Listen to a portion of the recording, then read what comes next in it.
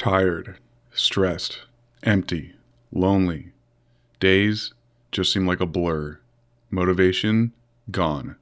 Nothing sounds fun or interesting. Everything seems pointless. Life without her is nothing like you could have imagined. The emotional and psychological changes are scary at times. This is a new low. It's taken over every aspect of your life, including your sleep. Nothing you do helps you feel better. The only thing on your calendar is work and/or school. But what's the point of planning things to do when you're in this hole? Where are you even going to find the motivation to do anything? We're going to answer that right now. Welcome to the Badass Comeback Podcast. The first 30 days after the split are crucial.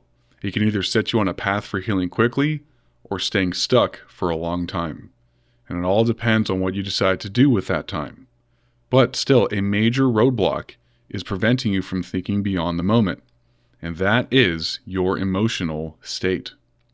In 2021, there was a study that was published in Frontiers in Behavioral Neuroscience, and they looked at people who had recently gone through a breakup. They tested their working memory, basically their ability to hold information in their head and make decisions. And what they found was clear. Heartbreak significantly alters how your brain handles cognitive tasks. The emotional pain literally reduces your brain's efficiency in areas responsible for focus, decision-making, and thinking clearly. This is why so many men feel foggy, they can't concentrate at work, and they make poor decisions in the weeks after getting dumped. Your brain is emotionally compromised. And we've also talked about that Helen Fisher study on how breakups can activate the same brain regions as drug withdrawal. A massive dopamine crash. Dopamine is the motivation chemical. Also a massive cortisol spike. Cortisol is the stress chemical. Today I'm giving you a clear week-by-week blueprint so you don't have to figure it out while you're in this emotional fog. There are right ways to do this, and there are things that you should not do in these next few weeks, and we're working both of these in as we go through each step. Your 30-day blueprint will make it so you can at least get through this next month. When you do, you're going to have a much better idea of where to take your badass comeback. You should expect less brain fog, feeling better, and clarity on what those next steps are going to be. So grab a pen and paper or bust out your calendar. We're going to lay out weeks 1 and 2 for today's episode. 3 and 4 will be next week. First, let's look at your sleep schedule. Are you sleeping enough? Are you sleeping too much? Are you sleeping in or waking up at random times throughout the night? This is one of the most important things to fix, but it is frequently overlooked.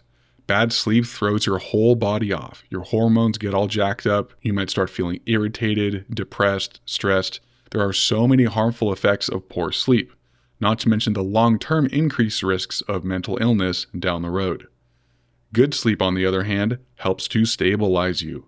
It also establishes consistency for your brain and your body. Consistency is one of the core tenets of quick recovery. If you can control when you get up and when you go to sleep, you're basically gearing your brain to look for consistency in other areas of your waking hours, which will keep it away from emotional patterns.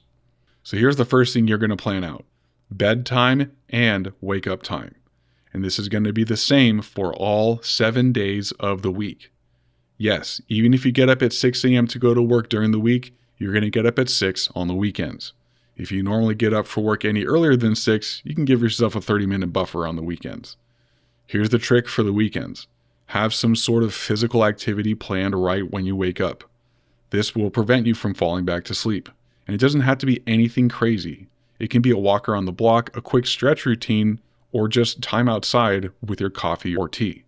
The key here is to give yourself a mandatory activity out of bed to get your engine fired up. No more hitting the snooze button at all.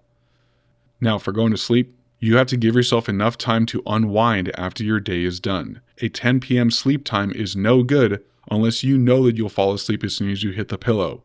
Figure out what time you actually need to get in bed before you fall asleep. It is highly recommended that you stop looking at screens 1 hour before you get in bed. The artificial light is designed to keep you awake. Other than that, do what you have to do to get yourself asleep by that designated time, and do not veer away from it. And this also means be aware of your partying. You might have to dip out early from the parties and bars, but just remember, this is only for 30 days. Parties will always be there waiting for you once you start to feel better. Next, we have hydration. Come up with an easy plan on when to drink water, mainly with alarms in your phone. Of course, you're probably going to be hydrating at random points throughout the day, but there is one crucial time you should focus on, and that is right when you wake up. Big ass glass of water or electrolytes. The best advice I can give is to set a hydration alarm for 5 or 10 minutes after you wake up. And don't even think about using that alarm as your snooze button for getting out of bed. Wake up alarm is for getting out of bed, and hydration alarms are for hydrating. Period. Set some alarms throughout the day to remind yourself to drink water if you aren't already.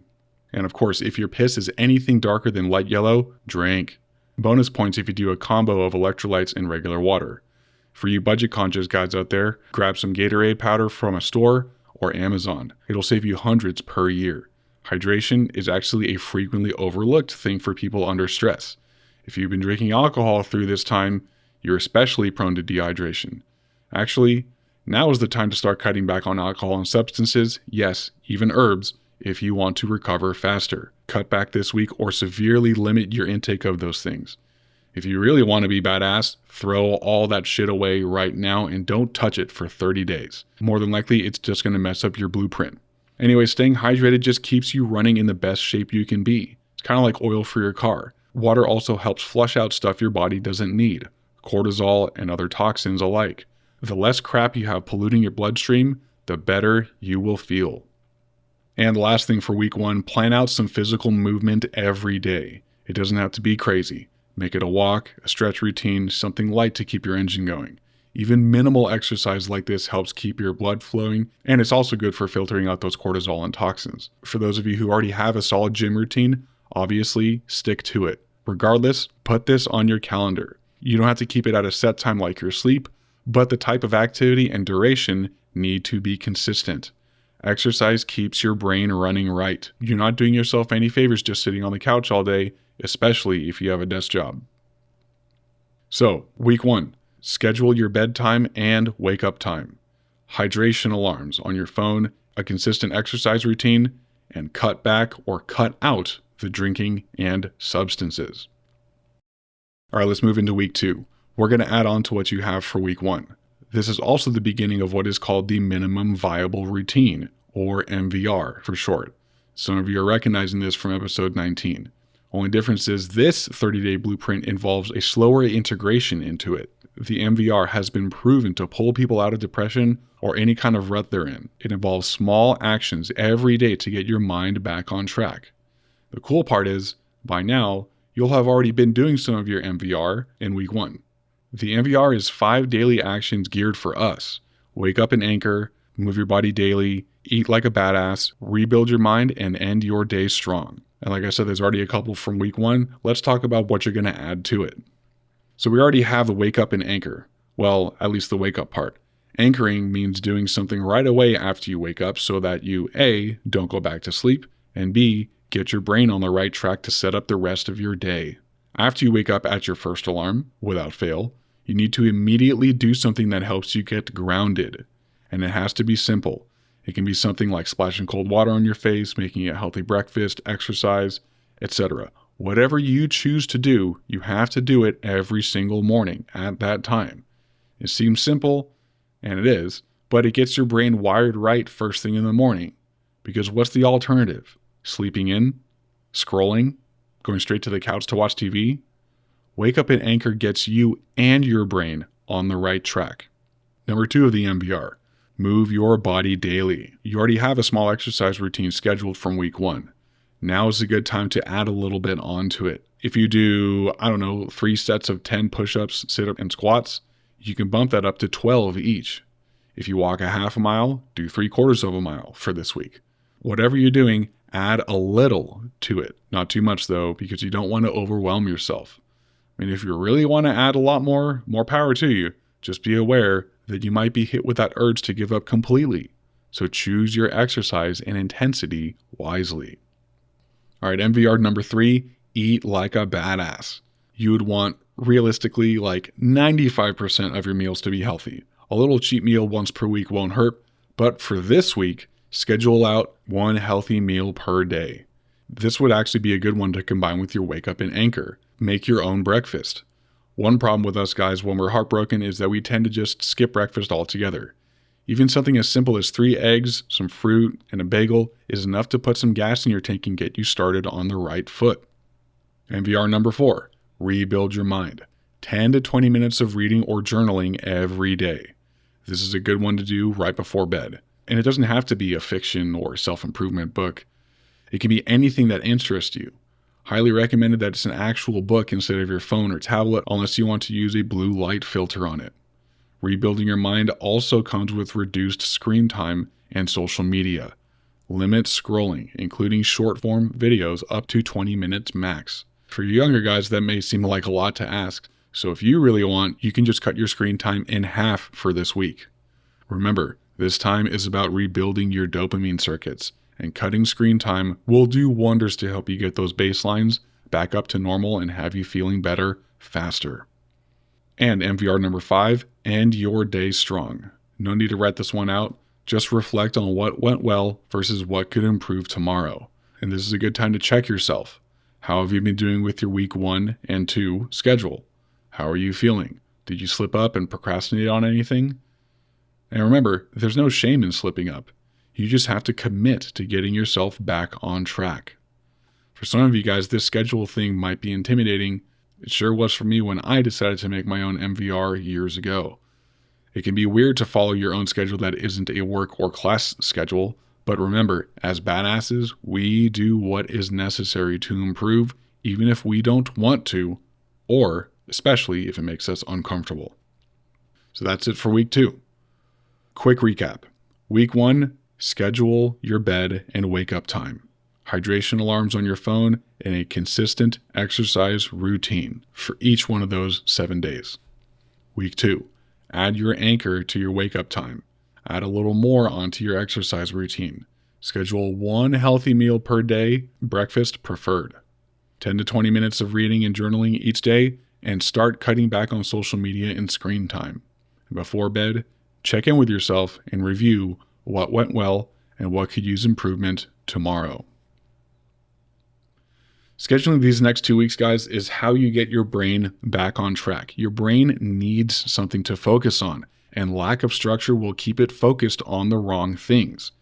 In our case, ruminating on thoughts of the breakup and defaulting to the raw emotions of it all. And I know it's difficult to force your brain away from that default mode. That's why taking these first 30 days week by week, little by little, is going to make it easier to get back on track and feeling better.